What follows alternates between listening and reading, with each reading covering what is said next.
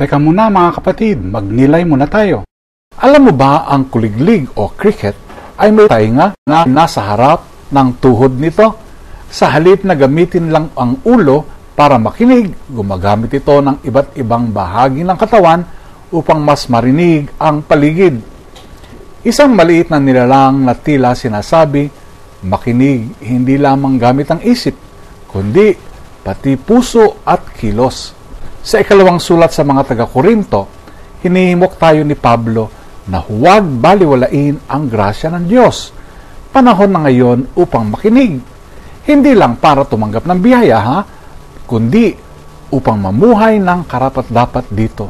Dumaan si Pablo sa gutom, sakit, pag-uusig, ngunit hindi siya tumigil sa paglilingkod.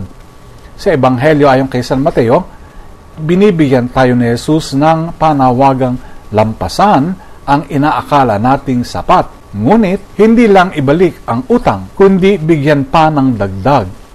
Hindi lang mata sa mata, kundi puso sa puso. Ang hamon, huwag makinig gamit ang tainga lamang. Gamitin din ang tuhod, ang pananalangin. Gamitin ang kamay, ang pagtulong. Tulad ng kuliglig, tayo ay tinatawag na makinig at tumugon sa kakaibang daan ng Diyos. Hindi gumanti, kundi umibig ng higit pa. Pagnilayan po natin ito. Amen.